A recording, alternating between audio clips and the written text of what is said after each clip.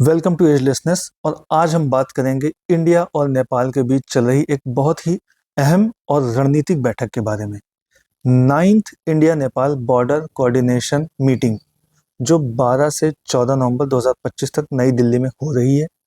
यह सिर्फ एक सामान्य सीमा वार्ता नहीं है, बल्कि यह उस विश्वास को दोबारा बहाल करने का प्रयास है जो पिछले कुछ महीनों में नेपाल के अंदर जो पॉलिटिकल संकट आया था और विरोध प्रदर्शनों के दौरान कमजोर हो गया था।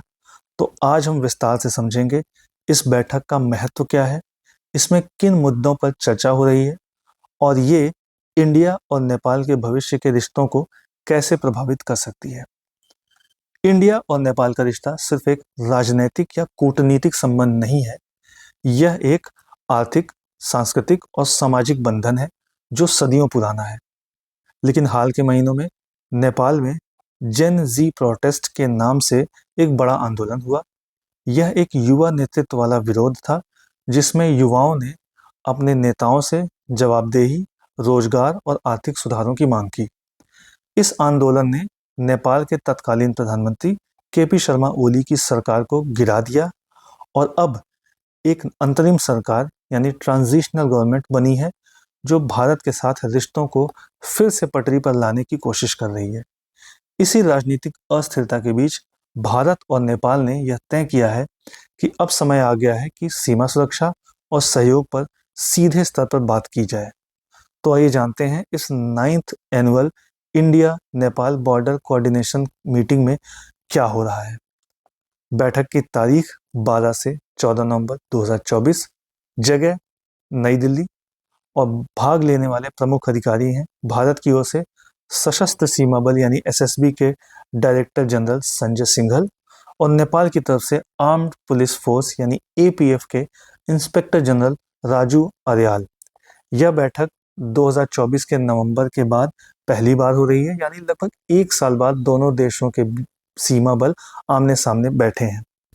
अब बात करते हैं इस बैठक में चर्चा किन प्रमुख मुद्दों पर हो रही है। पहला मुद्दा है cross border crime control. India Nepal की सीमा 1751 किलोमीटर लंबी है और यह पूरी तरह खुली सीमा है। लोग बिना पासपोर्ट या वीजा के एक देश से दूसरे देश में जा सकते हैं। इसका एक फायदा है सामाजिक और आर्थिक जुड़ाव, लेकिन इसका एक बड़ा खतरा भी है जिसमें मानव तस्करी, ड्रग्स और नकली नोटों की तस्करी और अवैध व्यापार शामिल है। दोनों देशों के अधिकारी अब ऐसे अपराधों से निपटने के लिए जॉइंट स्ट्रेटजीज बना रहे हैं। दूसरा जो मुद्दा है वो है रियल टाइम इंटेलिजेंस शेयरिंग का। अब तक सूचना का आदान प्रदान धीमा और औपचारिक चैनलों से होता था। नई रणनीति के तहत एसएसबी और एपीएफ के बीच real time intelligence exchange system बनाने की बात हो रही है, यानी कोई संदिग्ध गतिविधि या अपराध तुरंत दूसरे देश को सूचित किया जाएगा जिससे कार्रवाई तेज और प्रभावी हो सके। तीसरा मुद्दा है कोऑर्डिनेटेड बॉर्डर मैनेजमेंट का। सीमा पर कई जगहों पर गांव एकदम आसपास हैं। कभी कभी सीमा रेखा साफ नहीं होती जिससे गलतफहमियां होती हैं, इसलिए दोनों पक्ष संयुक्त गश्त यानी जॉइंट पेट्रोलिंग और कम्युनिकेशन चैनल्स को मजबूत करने की योजना बना रहे हैं। चौथा मुद्दा है पीस और स्टेबिलिटी का। नेपाल के अंदर हालिया अस्थिरता ने भारत के लिए चिंता बढ़ाई है। अब दोनों पक्षों का मानना है कि सीमा पर शांति और स्थिरता बनाए रखना दोनों के राष्ट्रीय हित में है। भारत के लिए ये इसलिए भी जरूरी है क्योंकि एसएसबी सिर्फ नेपाल ही नहीं बल्कि 699 किलोमीटर लंबी भारत भूटान सीमा की भी सुरक्षा करती है। अब सवाल है, क्या ये बैठक सिर्फ सुरक्षा तक सीमित है?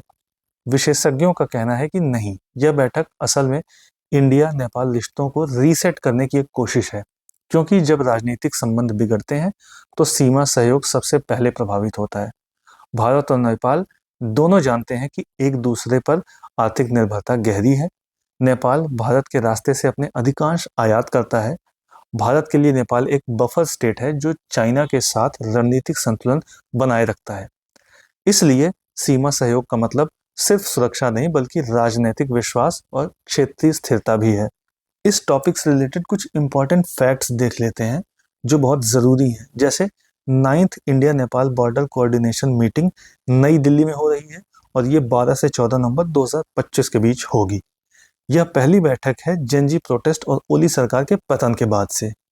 भारत की ओर से प्रतिनिधित्व कर रहे हैं एसएसबी डीजी संजय सिंघल और नेपाल की ओर से एपीएफ आईजी राजू आर्यल हैं। इसके मुख्य एजेंडे हैं cross border crime control, real time intelligence sharing और coordinated border management. SSB Bharat Nepal की जो सीमा है जिसकी लंबाई 1751 किलोमीटर है और उसके साथ भारत भूटान सीमा जिसकी लंबाई 699 किलोमीटर है, दोनों की ही सुरक्षा करती है। अंत में भारत और नेपाल का रिश्ता सिर्फ दो पड़ोसी देशों का रिश्ता नहीं है, बल्कि यह दो संस्कृतियों, दो समाजों और दो इतिहासों का जुड़ाव है। राजनीतिक मतभेद भले आते जाते रहेंगे, लेकिन सीमा पर स्थिरता और सहयोग ही वह बंधन है जो इन रिश्तों को मजबूत बनाए रखेगा। अगर यह बैठक सफल रहती है तो यह न केवल सीमा सुरक्षा बल्कि आर्थिक और सामाजिक सहयोग के लिए एक नए अध्याय की शुरुआत होगी। अब इस टॉपिक पर लास्ट में 5 MCQs देख लेते हैं। पहला क्वेश्चन है, which of the following best explains the strategic importance of the 9th India Nepal border coordination meeting in November 2025? Option A, it is primarily focused on trade negotiations between the two countries. Option B, it represents India's attempt to re-engage with Nepal after a phase of political instability and youth-led protests. Option C, it aims to review defense treaties signed during the 1950 Indo-Nepal Peace and Friendship Agreement. या फिर option D, it was organized as part of SAARC's regional security dialogue. जो भी सही answer है आप comment box में बताएं। दूसरा क्वेश्चन है, why is the Indo Nepal border considered one of the most complex for security management in South Asia? Option A, it passes through a heavily militarised zone. Option B, it is entirely fenced and monitored through electronic surveillance.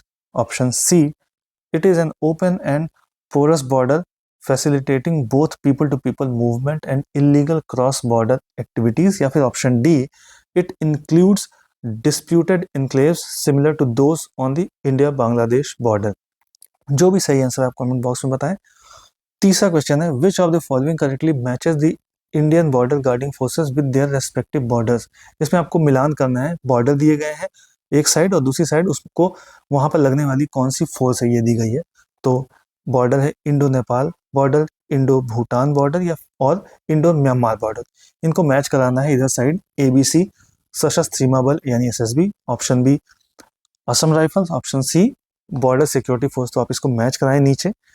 जो भी सही answer है आप comment box में बताएं। अगला question है, The real-time intelligence exchange mechanism discussed during the 2025 meeting aims to, option A, establish a shared defense communication satellite system. Option B, enable immediate sharing of intelligence inputs on cross-border crime and extremist movements. Option C, monitor trade-related financial flows between India and Nepal. या फिर option D, create a permanent joint task force under the UN framework। जो भी सही answer आप बताएं। Last question है, पांचवा question, which of the following statements is not correct regarding the 9th India Nepal border coordination meeting? ये जो meeting हो रही है इससे संदर्भित कौन सा स्टेटमेंट है जो सही नहीं है? ध्यान देना है, सही नहीं है जो। Option A, it was held after a year long gap since the 2024 Kathmandu meeting. Option B, it was the first official dialogue after the fall of Oli government. Option C, it was hosted under the framework of BIMSTEC border security programme. या फिर option D, it involve participation of SSB and APF। तो कौन सा इसमें option सही नहीं है? या एक साल बाद काठमांडू में जो मीटिंग हुई थी उसके बाद हो रही है, या फिर इसमें ओली गवर्नमेंट जो गई है उसके बाद पहली ऑफिशियल डायलॉग है दोनों देशों के बीच, या फिर ये जो बिम्स्टेक्स का बॉर्डर सिक्योरिटी प्रोग्राम है उस फ्रेमवर्क के तहत हो रही है, या फिर इसमें SSB और APF पार्टिसिपेट कर रहे हैं। इनमें कौन सा ऑप्शन गलत है? इन क्वेश्चंस को अटेम्प्ट करने की कोशिश करें। वीडियो अच्छा लगा हो तो लाइक, शेयर और कमेंट करें। इसी तरह के और भी अपडेट्स जानने के लिए सब्सक्राइब करें एजलेसनेस।